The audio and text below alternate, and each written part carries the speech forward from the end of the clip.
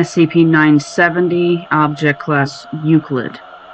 SCP-970 is a spatial phenomena wherein a collection of rooms are looped on themselves. In all cases found, this is by means of a series of doors appearing in the walls, all in a straight line, such that it is impossible to walk forwards and end up at the starting position. The alteration to the rooms does not affect neighboring rooms and floors. There is as of yet no known explanation for the appearance of this phenomenon. SCP-970-01 is a cell block within Sector 19 and the first example of the SCP-970 phenomena encountered by the Foundation. It was constructed with the intent of housing Class D personnel and fulfilled that purpose until when several D classes breached containment in an escape attempt. The investigation led into the incident led to the discovery that a series of doors had appeared in the cell block, leading into rooms on the opposite side of the corridor. It was quickly established that the layout of the building did not support this addition, and that the rooms were following a non-standard geometry. Since the incident, further such examples of the phenomena have been discovered with % of these in an 800-kilometer radius of Sector 19. One notable example was found within the western wing of the Legislative Palace. In this instance, the Foundation was unable to acquire the affected site. Local authorities proved intractable and hostile when recommendations on security were made. The matter was resolved 6 months later in a violent coup which saw the destruction of the building, resulting in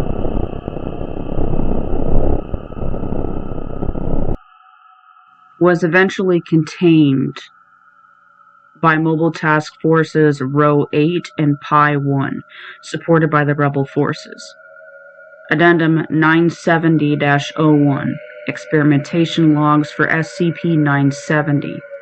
Experiment 01. D-970-294 was given a head-mounted camera and instructed to walk through the doors of 01. Subject expressed doubts as to the possibility of the phenomena but followed orders. Subject successfully navigated the rooms, expressing alarm and surprise to discover himself at a starting point. Video footage and internal measuring devices show that the subject did not deviate noticeably from a straight line, but nevertheless emerged on the other side of the corridor. The anomaly is confirmed. This experiment was intended to provide a baseline for comparison with other experiments, though given the single property of the phenomena, I am unsure as to how we will be able to test it. Dr. Jung. Experiment 02. D-970-295 was instructed to repeat the above instructions for as long as he felt able. Water and food were made available, and the subject was told that he was to stop only when either instructed to or upon reaching exhaustion. Subject showed a normal appetite for the exertion and continued for 205 iterations, whereupon the subject reacted with confusion on fetching his water. He claimed that researcher Taylor had previously had black hair, whereas she now had blonde hair. At no point during the experiment had Taylor dyed her hair, and colleagues claim that she has had the same hair color for 9 months. Taylor admitted that she had considered coloring her hair black the previous night, but chose not to. Examination of the subject's recording indeed showed Taylor with black hair until the 205th iteration. On further examination, other small differences between iterations were noted. The experiment was called to an immediate end. I take it back. Further testing is necessary. Dr. Jung. Experiment 03. D-970-296 was given a chipped card containing the following items of data. A 16-bit pseudo-random number called Datum A, the final score of a football match that finished 20 minutes before the experiment began called Datum B, the morning's Dow Jones Index called Datum C, a 5-day weather forecast for the continental United States from 2 days before called Datum D. A scanner was erected by the west door to record the data as the subject walked through. D-970-296 was once again instructed to repeat the instructions of Experiment 01 for as long as he felt able. Datum A diverged from its original value after the first iteration as expected. Datum B first diverged from its original value after 24 iterations, with the range of deviation extending with successive iterations. Here the experiment was paused briefly. It is recommended for future researchers that they ensure none of their colleagues have an emotional investment in the match. At 76 iterations, the first unpredicted event occurred. This iteration of the card featured a lengthy note in addition to the data presented, and an alternative definition of Datum B, the score of a women's basketball game. Researcher Taylor had previously suggested this for Datum B, but had been overruled by Dr. Jung.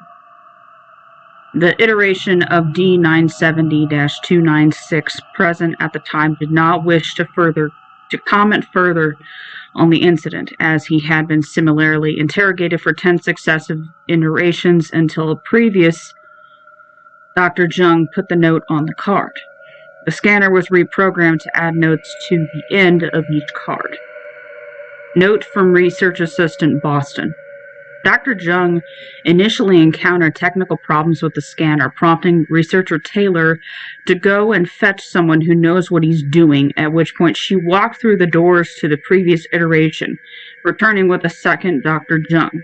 The original Dr. Jung proved unwilling to be assisted, leading to a row between the two doctors, which was only exasperated when a third Dr. Jung emerged from the next iteration complaining about the slow pace of the experiment.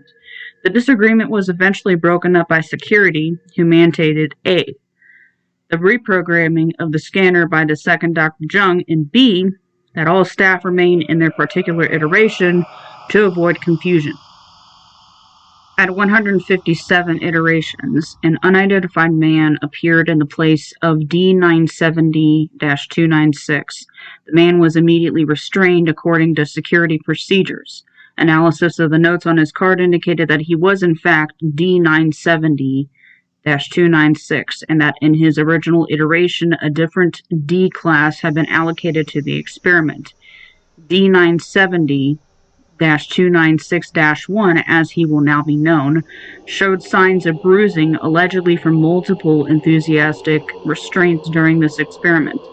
Dr. Jung provided a cardboard sign to hang around his neck, reading, "I am authorized to be here. Please read the notes." 296-1 showed gratitude. Datum C first emerged from its original value after 234 iterations.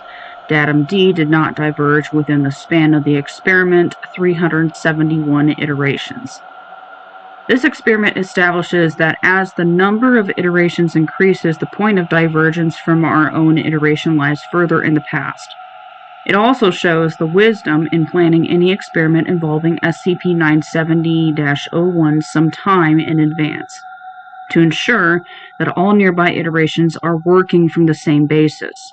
In addition to this, the incident noted by Research Assistant Boston shows that neighboring iterations remain consistent throughout the period of interaction. Dr. Jung. Experiment 04. A robotic probe was programmed to recognize and open the doors of SCP-970-01 and fitted with a camera. Recharging facilities were made available in the corridor to be automatically accessed when the probe was under 5% charge. The camera was fitted with a locking chip, resonating with a computer within the corridor in the first iteration. This experiment differs from Experiment 03 as it intends to relay information to the first iteration, whereas Experiment 03 passed information down to further iterations. The film displayed approximately 600 hours worth of footage, approximating to iterations. Analysis of the recording has shown the following iterations to be of note. 213. The first immediately noticeable difference. Dr. Jung is wearing a red tie. 704. Researcher Taylor is absent and does not appear again until 1061. Researcher Taylor appears, but her identity pass declares her a doctor.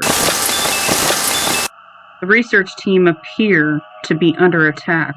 Dr. Jung has been shot in the chest. The research team have disappeared. The wall is covered in blood. The following symbols can be seen in the blood.